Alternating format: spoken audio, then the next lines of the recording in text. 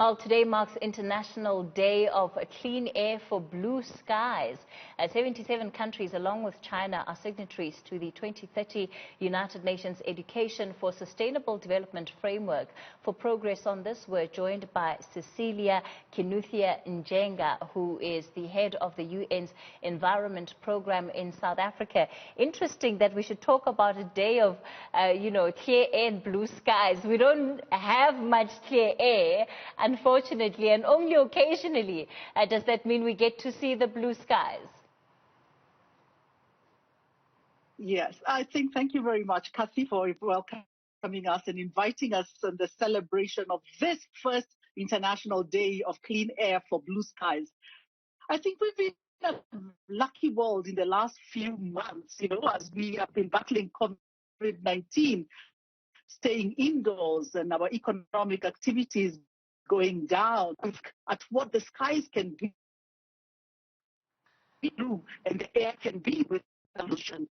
And therefore, the United Nations declared the 7th of September to be celebrated worldwide, mainly to bring awareness about the importance of clean air for the fundamental of our future, but also for our health.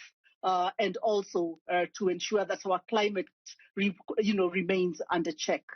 What is the cost of air pollution? The cost of air pollution is high.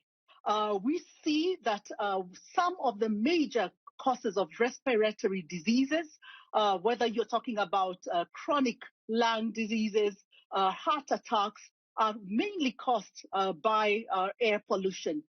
We have estimated at the United Nations that about 9 to 10 people worldwide are actually breathing in unclean air.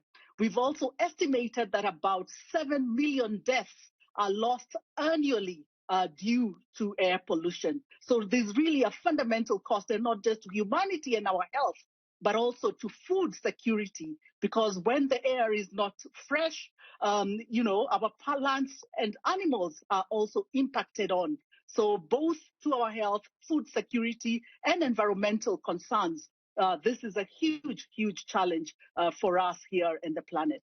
Of course, it's great when you see countries become signatories, especially to initiatives that are set to improve the environment. But there's always a big issue of implementation.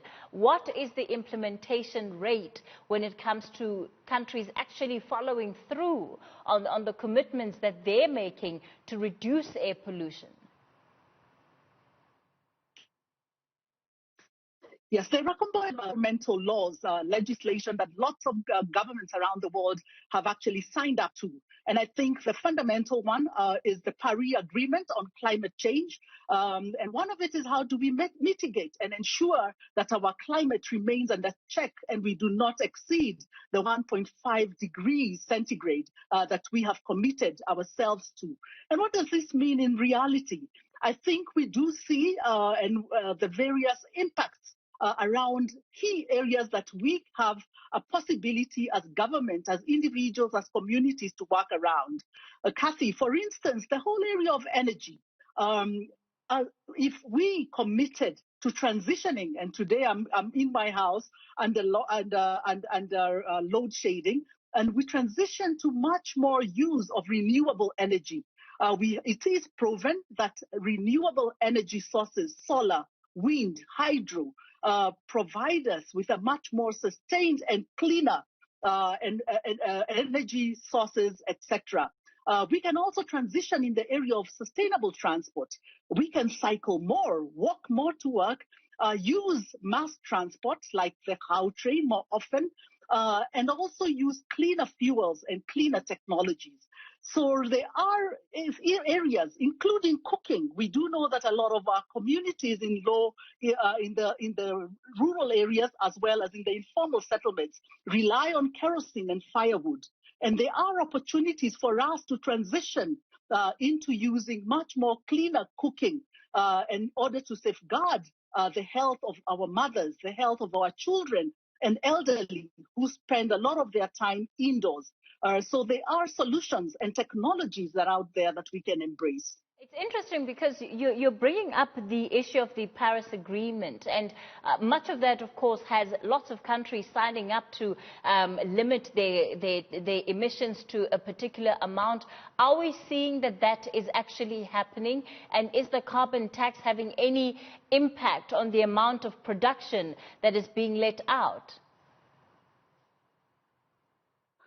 Yes, there's definitely been a lapse. There is commitments, and I think the governments are fully committed. There has been a lapse in terms of how first we are able to transition towards much more greener economies and embrace much more greener technologies to make sure that we are on that path in a much more speedier way as we have committed ourselves. Many governments have committed that by 2050, they will be fully on renewable energy and will have stopped the use of fossil fuels. I think what we require is to look at our means of implementation, particularly those capacities where there are policy gaps. We plug those policy gaps. Where we do require financing to transition, we transition. But I do believe that for African countries, we are able to make those transformations and those changes in a very radical and speedy way. I think our COVID-19 recovery plans and stimulus packages actually offer us an opportunity now to take advantage of our current situation to be able to embrace and integrate these transitions now. Moving to renewable energy is possible. I mean, solar and the sun power is available in large amounts. Wind energy is available. And I do not believe we should continue to have the power load shading we are continuing to have when these solutions are available, the technology is well advanced, and we can easily and affordably be able to make these transitions.